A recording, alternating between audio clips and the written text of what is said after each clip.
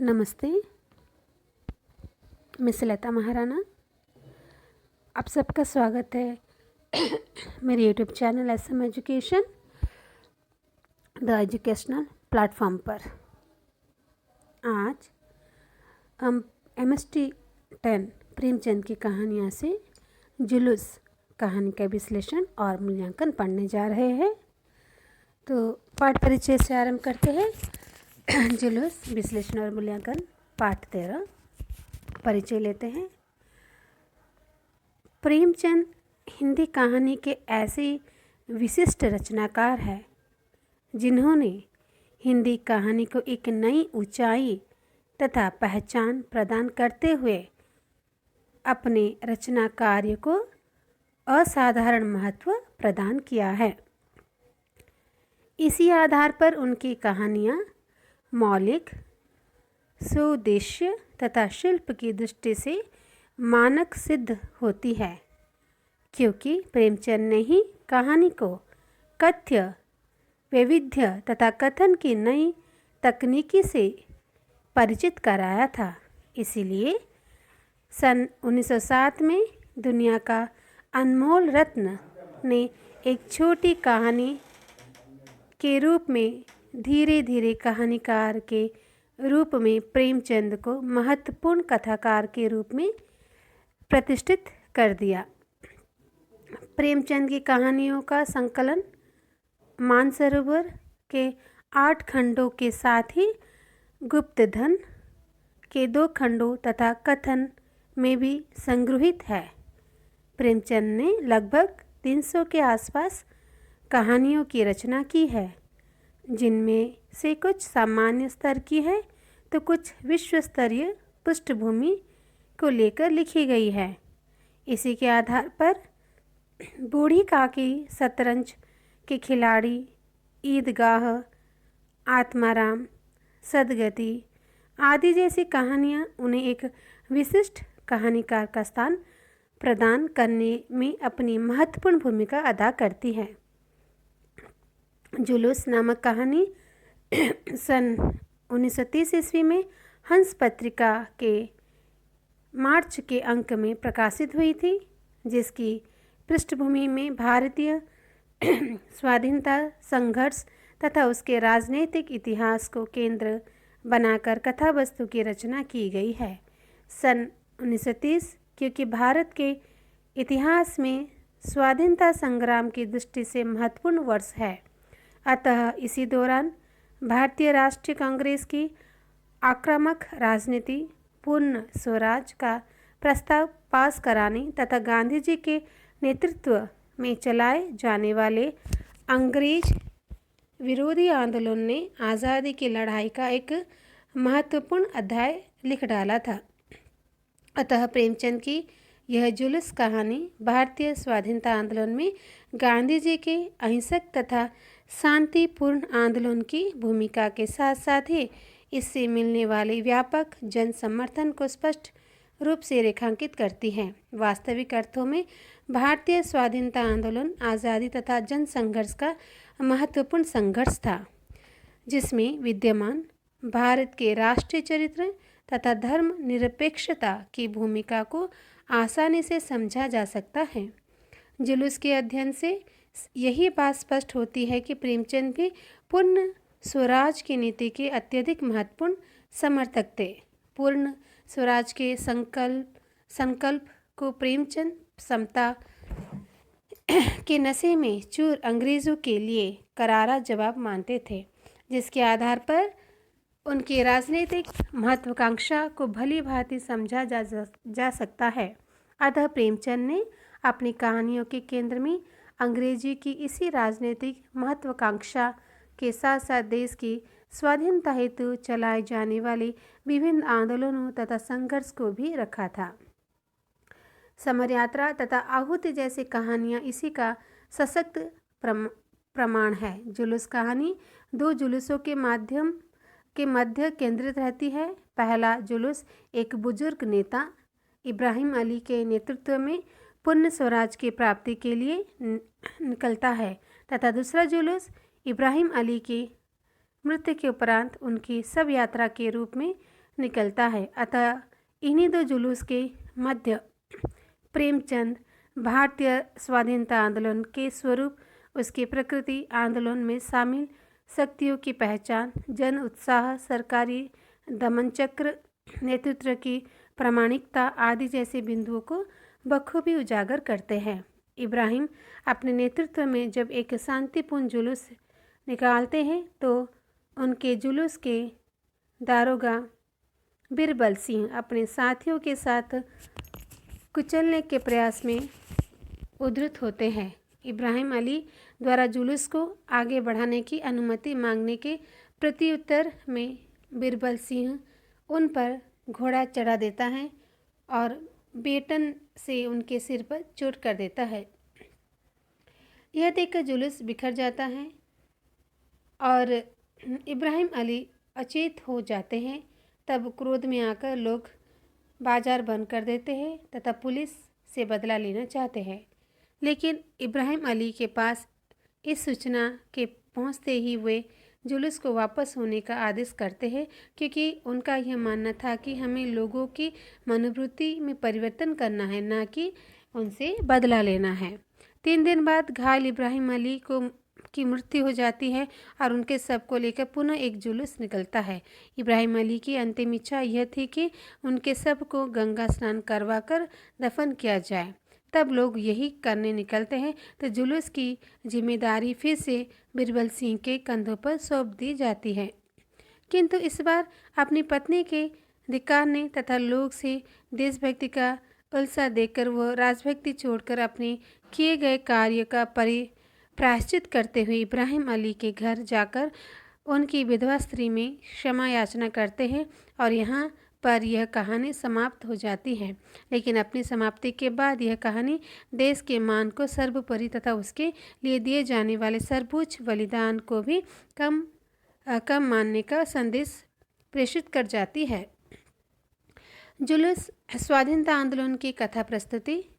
प्रेमचंद भारत के स्वाधीनता आंदोलन के लेखक होने के साथ साथ ही एक राजनीतिक कार्यकर्ता के रूप में भी इस आंदोलन से सहभागी रहते थे तथा वे अक्सर कांग्रेस के आंदोलनों में भी जाया करते थे, जिसका उल्लेख मदन गोपाल ने अपनी लेख में किया था। प्रेमचंद की यह विशेषता थी कि वे रचना में डूबकर लेखन कार्य करते थे, तटस्थ होकर नहीं। जुलूस इसी का ही प्रमाण है। वो स्वयं एक उत्साही तथा प्रतिबद्ध राष्ट्र सेवक है, जिन्होंने स्वाधीनता आंदोलन को निकट से देखा, परखा था तथा उसमें भाग भी लिया था।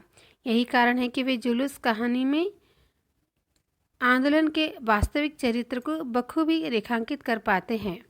जुलूस में सम्मिलित लोग स्वाधीनता के नशे में चूर है तथा सभी अपने जातिगत, धार्मिक आदि भेदों को भुलाकर इस जुलूस में शामिल हुए हैं।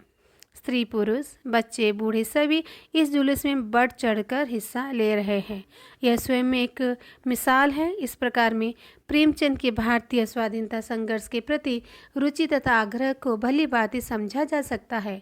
यह एक जन आंदोलन था जिसका चरित्र राष्ट्रीय था। प्रेमचंद, शंभुनाथ, दीनदयाल तथा मेकू की बातचीत के द्वारा आंदोलन का असली स्वरूप दिखते हैं। जहां शंभुनाथ और दीनदयाल व्यापार के रूप में जुलूस को बाजार से निकलते हुए देखकर उसकी सफलता के प्रति आशंकित होते हैं, तो मेकू उन दिनों की बातें सुनकर हंस पड़ता है तथा उसके हंसने का कारण शंभुनाथ द्वारा पूछने पर वह बताता है। मेकू हंसा इस बात पर कि जो तुमने कहा कि कोई बड़ा आदमी जुलूस में नहीं है। बड़े आदमी क्यों जुलूस में आने लगे? उन्हें इस राज में कौन आराम नहीं है। बंगला और महलों में रहते हैं, मोटरों पर घूमते हैं, साहबों के साथ दावतें खाते हैं। कौन तकलीफ है? मत तो हम लोग रहे हैं जिन्हें रोटियों का ठिकाना नहीं। इस वक्त कोई टेनिस खेलता होगा, कोई चाय पीता होगा, कोई ग्रामोफोन लिए गाने सुनता होगा, कोई पार्क की सैर करता होगा। यहाँ आए पुलिस के कूड़े खाने के लिए तुमने भी तो भली कही। अतः इस आंदोलन का वास्तविक रूप यह था कि यह केवल जनता के लिए, जनता की मुक्ति के लिए ही था। भद्र लोग तो अंग्रेज की निकटता के साथ रही अपनी स्वार्थ सिद्धि में संलग्न था और ये बुद्धिजीवी तथा उच्च वर्गीय लोग अपना स्वाभिमान गवाकर भी अत्यंत प्रसन्न थे। अहिंसा का आदर्श भारतीय स्वाधीनता आंदोलन पर क्योंकि गांधी जी का व्यापक प्रभाव था, इसलिए जुलूस कहानी में इब्राहिम अली की कार्यशैली पर गांधी जी के राजनीतिक जीवन का प्रभाव भी परिलक्षित होता है। इब्राहिम अली का स्वभाव विनम्र तथा त्यागी है और वह गांधी जी के समान ही अहिंसा का पक्षपाती है, जिसके नैतिकता तथा आत्मिक बल मुख्य अस्त्र है। अतः विपरीत परिस्थितियों में भी इसलिए स्वयं बनाए रखते हैं, जिसका महत्वपूर्ण उदाहरण जुलूस को लेकर आगे बढ़ने के दौरान दारोगा बिरबल सिंह द्वारा उन्हें रोके जाने के बीच की वार्ता से प्राप्त होता है। इस वार्ता में आंदोलन के अंग्रेजी शासन के विरोधी होने के कारण बिरबल सिंह द्वारा इब्राहिम अली को बहुत मना करने और उसे उनके अनेक प्रकार से डराने का भी इब्राहिम अली पर कोई प्रभाव नजर नहीं आता है तथा वे अपनी संकल्प पर नैतिकता तथा आत्मिक बल के आधार पर दृढ़ तथा अड़िग बने रहते हैं। सत्य के लिए इब्राहिम अली को गांधी जी के समान ही बड़े से बड़े नुकसान भी स्वीकार्य होते हैं। गांधी जी को अनेक बार सफलता में अत्यंत निकट पहुंचने वाले आंदोलनों की स्थगित कर देने के कारण तीखी व व्यापक प्रतिक्रिया का भी बहुधा सामना करना पड़ता था, जिसका उल्लेख उनके जीवनकार कृष्ण कृपलानी के अनेक स्थान पर किया है।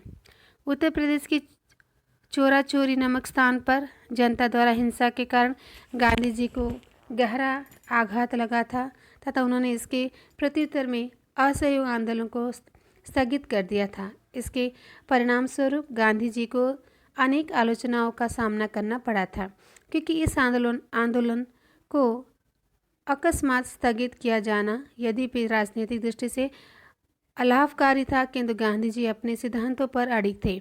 जुलूस कहानी में भी इब्राहिम अली किसी भी कीमत पर अहिंसा के मार्ग में विचलित नहीं होते हैं। उन्हें घायलावस्था में जब लोगों के एक हिंसामद समूह के हाथों में लाठी डंडों के साथ जुलूस स्थल पहुंचने का समाचार प्राप्त होता है, तब वे किसी भी प्रकार के लाभ हानि के गणित में न उलझकर वापस जाने का तुरंत निर्णय करते हैं।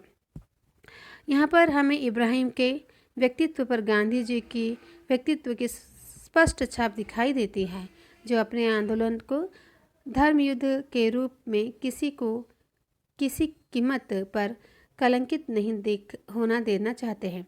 जुलूस वस्तुतः स्वाधीन आंदोलन में अहिंसक स्वरूप और उसकी जीवन स्वीकृति का बयान बनाकर उभरता है, जिसमें इब्राहिम अली गांधी जी के आदर्शों के अनुरूप ही अपने आंदोलन को दिशायुक्त मुक्तिकामी जन आंदोलन का रूप प्रदान करते हैं, जिसके व्यापक स्वीकृति हमें गांधी जी के प्रभाव स्वरूप इब्राहिम अली के रूप में इस कहानी में प्राप्त होती है।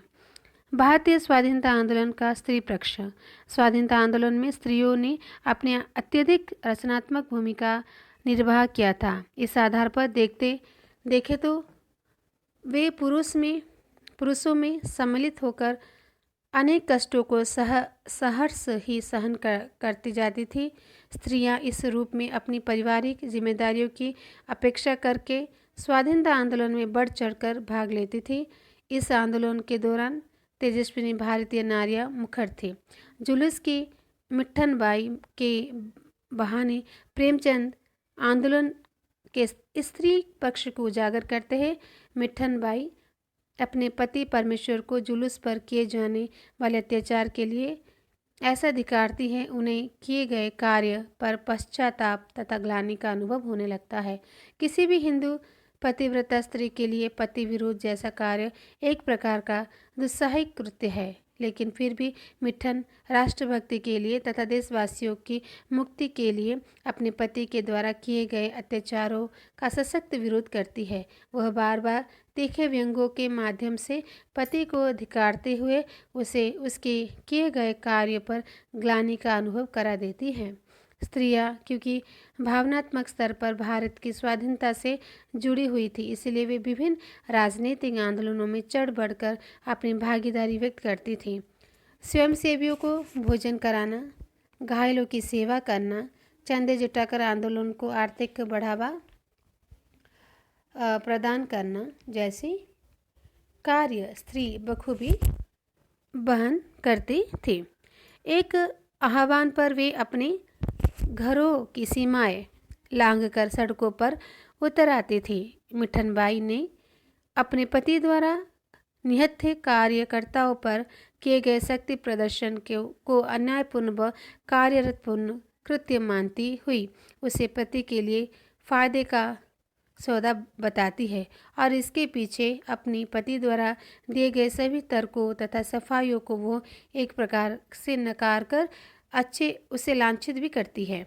मिठनबाई के पति यद्यपि उसे दुनियादारी समझाते हुए ऐसा मानते थे कि वह पति की प्रोन्नति तथा उसके लाभों को ध्यान में रखकर अत्यधिक खुशी होगी और दारोगा जी द्वारा वह समझाया गया था कि वो यह सूचना देकर अपनी पत्नी को खुश कर देंगे। लेकिन क्योंकि प्रेमचंद यहाँ भारतीय स्त्री को देशभक्ति तथा देश के प्रति उसकी सच्ची भावना को उजागर करना चाहते हैं, इसलिए वे मिठनबाई को पारंपरिक स्त्री की छवि से बाहर निकलकर पति को लांछित करने, उल्हाना देने तथा उसके सम्मान पर आघात करते हुए राष्ट्रभक्ति, बलिदान तथा न्यायपूर्ण रूप में प्रस्तुत करते हैं। मिठनबाई ऐसी स्त्री पात्र है जिसके पास अपना एक व्यक्तित्व तथा विवेक है एवं अन्य के प्रति विद्रोह भावना एवं तथा राष्ट्र प्रेम जिसके हृदय में कूट कूट कर भरा हुआ है।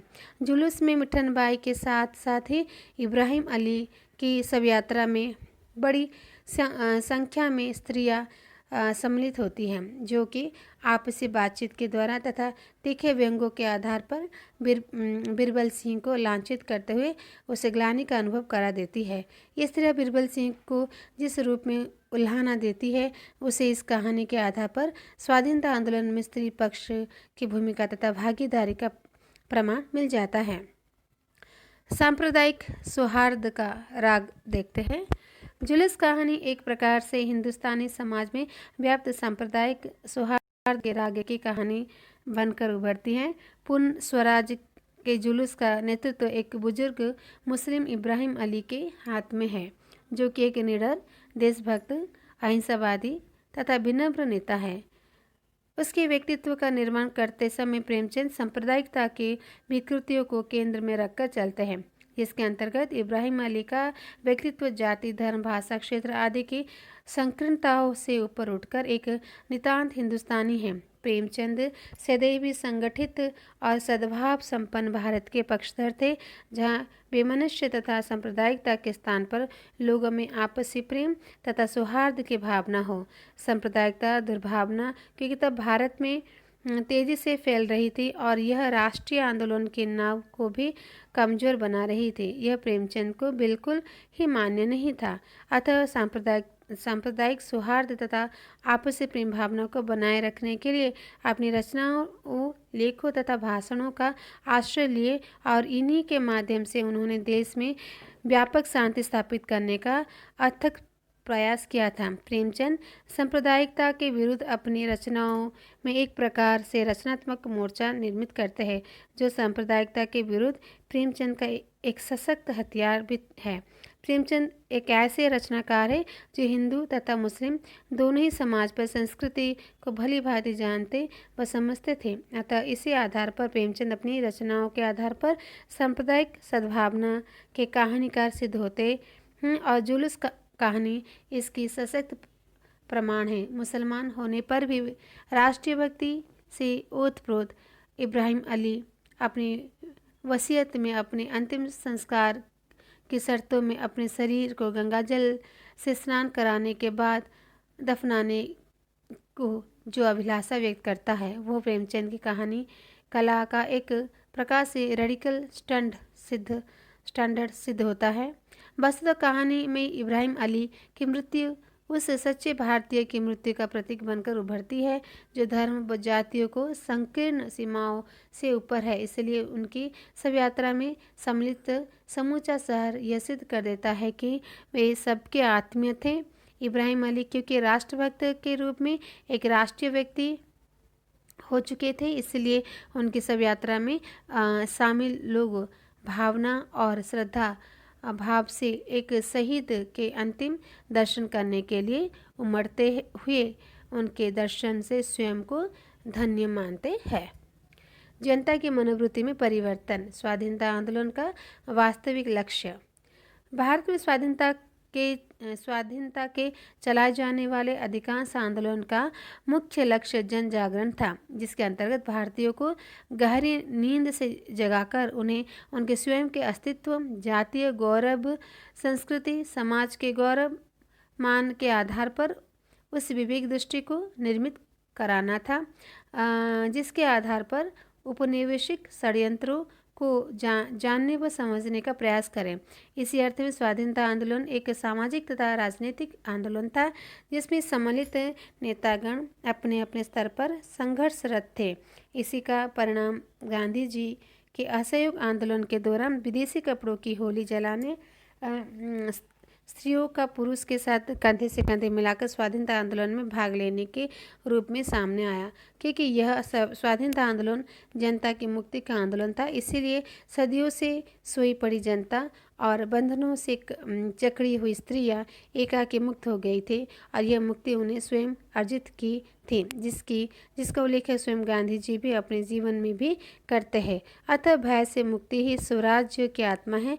प्रेमचंद जुलूस कहानी में गांधी जी की इसी धारणा को एक प्रकार से कथानुवाद के माध्यम से प्रेमचंद कथानुवाद के रूप में प्रस्तुत करते हैं, जिसके अंतर्गत इब्राहिम अली के माध्यम से प्रेमचंद लोगों की मनोवृत्ति में व्यापक परिवर्तन देखना चाहते हैं। जुलूस के नेता इब्राहिम अली स्वयं को घायल अवस्था में पहुंचाकर भी खुश है, क्योंकि उन्होंने स्वाधीनता के इस आंदोलन में सफल करते हुए जनता को इस आंदोलन में हानि लाभ का विचार छोड़कर भाग लेने के बाध्य कर दिया। यह वही जनता है जो पहले मुख्य दर्शक थी तथा आंदोलन में शामिल होने के लिए तरह तरह की आशंकाएं व्यक्त कर रही थी। वस्तुतः वही स्वाधीनता आंदोलन की उपलब्धि है, जिससे प्रेमचंद इस कहानी के माध्यम से दर्शाते हैं। दरोगा सिंह का हृदय परिवर्तन भी गांधी जी के विचारों के अनुरूप ही मनुष्य में सद्प्रवृत्तियां के विकास के रूप में उजागर किया है। और अंत में बीरबल सिंह भी अपना मंतव्य प्रकट करते हुए कहते हैं, मुझे पता है कि यह देश और जाति के उद्धार का आंदोलन है। इब्राहिम अली त्याग और सहिष्णुता का अनन्य उदाहरण है। प्रेमचंद पात्रों की सृष्टि में अत्यंत सजग कथाकार है तथा वे सीमित पात्रों के आधार पर ही अपनी कहानियों के मूल मंतव्य को स्पष्ट कर देते हैं। जुलूस कहानी में इब्राहिम अली महत्वपूर्ण पात्र है, जो गांधी जी के शांति, अहिंसा और आदि जैसे मानदंडों का समर्थक है। उसका व्यक्तित्व दृढ़ता से युक्ति है तथा वो जुलूस का नेतृत्व करते हुए पीछे एक बार भी मुड़कर नहीं देखता है। चाहे उसे पुलिस का कितना भी अत्याचार क्यों न झेलना पड़े, वो गंभीर चोट झेलने पर भी अपने मुंह से अपने चोटी के बारे में कोई भी बात नहीं करता है। उसके अंदर एक आत्मिक तेज है और इसी आधार पर वह कष्ट सहिष्णु, त्यागी, अहिंसा, सेवा तथा देशभक्त सिद्ध होता है। वह अपने निजी स्वार्थों में ऊपर उठता हुआ है तथा अपने पीछे अपनी पत्नी की चिंता में बिल्कुल निश्चित है, क्योंकि इब्राहिम अली देश का नेतृत्व करने वाले व्यक्ति का चरित्र है। इसलिए वो त्याग, उच्च नैतिक मूल्य तथा धर्मों से ऊपर उठा हुआ है। इब्राहिम अली की मृत्यु के बाद भी राष्ट्रीय आंदोलन में पूरे शहर के शामिल होने से लोगों की मनोवृत्ति में जो परिवर्तन वे जीवित रहते हुए देखना चाहते हैं, उसे मरणोपरांत पर्याप्त सफलता प्राप्त करते हैं। वास्तव में इब्राहिम अली का चरित्र शुद्ध राष्ट्रीय चरित्र है। मिठन बाई जुलूस का स्त्री स्वर। मिठन बाई दारोगा की पत्नी होने के साथ साथ ही जुलूस कहानी की प्रमुख स्त्री तंत्र भी है। वह भारत के स्वाधीनता संघर्ष का स्त्री स्वर होने के साथ ही दृढ़, निश्चित, निडर, कट्टर राष्ट्रप्रेमी तथा एक स्वावलंबन चेतना से युक्त सशक्त स्त्री है। वह अपने पति के विपरीत विशिष्ट व्यक्तित्व की स्वामिनी है।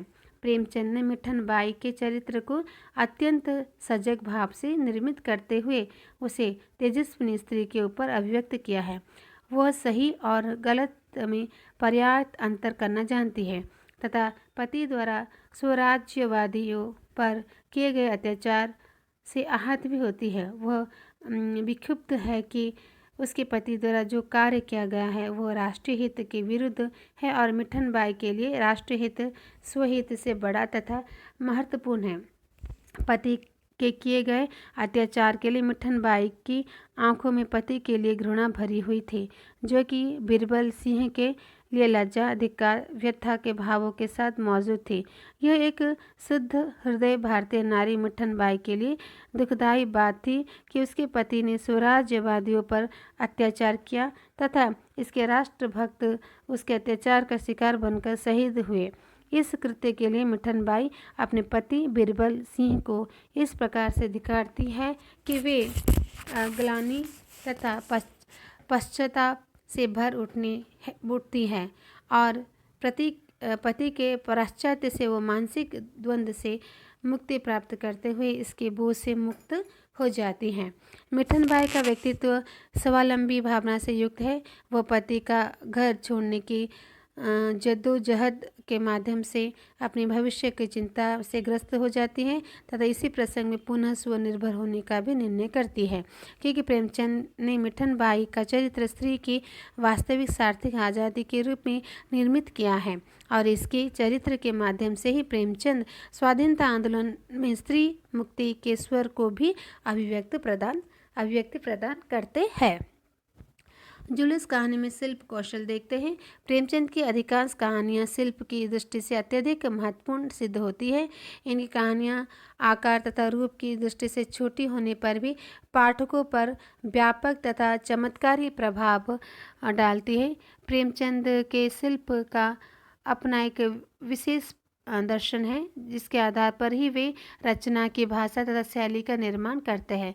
इसी शैली में कोई नई की गई रचना पाठक के मर्म पर सीधा प्रभाव डालती है, जो कि दीर्घकालिक और स्थायी होती है। इसलिए बिना कहीं भी उलझे पाठकगण प्रेमचंद की कहानियाँ तथा उपन्यासों के पात्रों के नाम सहजता से बता देते हैं। प्रेमचंद की रचनाओं की भाषा सामान्य जनता की एक जीवित तथा गतिशील भाषा है, जो प्राय शिक्षित समाज के साथ साथ सामान्य जन के लिए भी ग्राह्य थे। उनकी भाषा में विद्यमान सरलता, स्वाभाविकता संप्रेषण में सहायक सिद्ध होती है। जुलूस करते समय भाषा की इस संप्रेषणीयता, सहजता तथा स्वाभाविकता के दर्शन पाठकों को हो जाते हैं। सरल वाक्य विन्यास के साथ उनका उपयुक्त नियोजन प्रेमचंद की भाषा तथा शिल्प को प्रमुख विशेषता है। भावानुकूल तथा अवसरानुकूल प्रेमचंद तत्सम शब्द का प्रयोग करते हुए ऐसा चित्र जीवित होता है। जुलूस कहानी में आज़ादी के संघर्ष के दौरान लोगों की मनोवृत्ति को चित्रित करते समय प्रेमचंद ने जिस सरल भाषा का प्रयोग करते समय उसे अलंकारिता से मिश्रित करते हुए सादृश्य विधान के रूप में प्रस्तुत किया है, उसकी तुलना अन्य किसी रचनाकार से नहीं की जा सकती है। प्रकृति का मानवीकरण करते हुए उन्होंने भारतीय स्वाधीनता के आंदोलन को व्यापक मुक्ति आंदोलन के रूप में अभिव्यक्त किया है। भाषा तथा कौशल के आधार पर प्रेमचंद पात्रों की सामाजिक सांस्कृतिक स्थिति को भी सम्यक रूप में प्रस्तुत करते हैं। हिंदू, मुसलमान, उच्च निम्न, सवर्ण, अवर्ण, स्त्री पुरुष आदि सभी पात्रों को प्रेमचंद ने सामाजिक सांस्कृतिक विशेषताओं से संयुक्त करके प्रामाणिक रूप से प्रस्तुत किया है। इसलिए उन्होंने इनकी विशेषताओं का वर्णन किया है। उन्होंने इनकी विशेषताओं का वर्णन करने के लिए अवसान अनुकूल तथा भावानुकूल उर्दू, हिंदी, अरबी, फारसी, संस्कृत तथा अंग्रेजी आदि के साथ साथ ब्रज, अवधी, भोजपुरी भाषा के शब्दों का भी प्रयोग किया है। भाषा की इसी शक्ति के आधार पर जुलूस कहानी के इब्राहिम अली, मोकू, बीरबल सिंह, मिठन बाई पात्र के रूप में परिलक्षित न होकर सप्राण मनुष्य के रूप में उजागर होते हैं। प्रेमचंद कहानी की आवश्यकता के अनुरूप ही यथास्थान व्यंग और सूक्तियों का भी प्रयोग करते चलते हैं। शैली की दृष्टि से प्रेमचंद की कहानियाँ अन्य रचनाकारों से एक विशिष्ट स्थान ग्रहण करती है। उनकी रचनाओं की कथ्य भाषा शैली से विद्वान ताजगी, स्वाभाविकता, प्रामाणिकता के साथ ही लोक की गहरी जानकारी को भी प्रस्तुत करती है। इसकी शैली में अकृत्रिमता तथा निश्चलता का ऐसा समन्वय है कि पाठक अत्यंत निश्चितता से इन कहानियों को पढ़ता हुआ स्वयं को भूलकर कहानियों के संसार में उतर जाता है। यह प्रेमचंद की शैली में व्याप्त स्वाभाविकता और रोचकता का ही प्रभाव है, जो पाठक को अंत तक सम्मोहित करने का सामर्थ्य रखते हुए रचनाकार से वर्ण शैली में विस्तार की मांग करती चलती है। जीवन सत्य में अटूट संबंध स्थापित करने के लिए प्रेमचंद कहानी के कथाक्रम में जीवन के ठेठ अनुभवों को भी सम्मिलित करते बोलते हैं। व्यंग, उपमा, विधान तथा हास्य की योजना कहानियों की बोझिल तथा उबाऊ होने से बचा लेती है, जो कि प्रेमचंद की कहानियों की प्रमुख विशेषता मानी जा सकती है। तो इस तरह से यहाँ पर हम जुलूस पाठ को समाप्त करते हैं और ये स्वाधीनता आंदोलन से संबंधित कहानी है। तब इस कहानी को बार बार सुनिए और बार बार सुन के याद रखिए। इसे रटने की कोई ज़रूरत नहीं है। इस तरह से आप इस पाठ को याद कर सकते हैं और आप मेरे चैनल को सब्सक्राइब कीजिए, बेल आइकन को प्रेस कीजिए और वीडियो को लाइक और शेयर कीजिए। नमस्ते, धन्यवाद।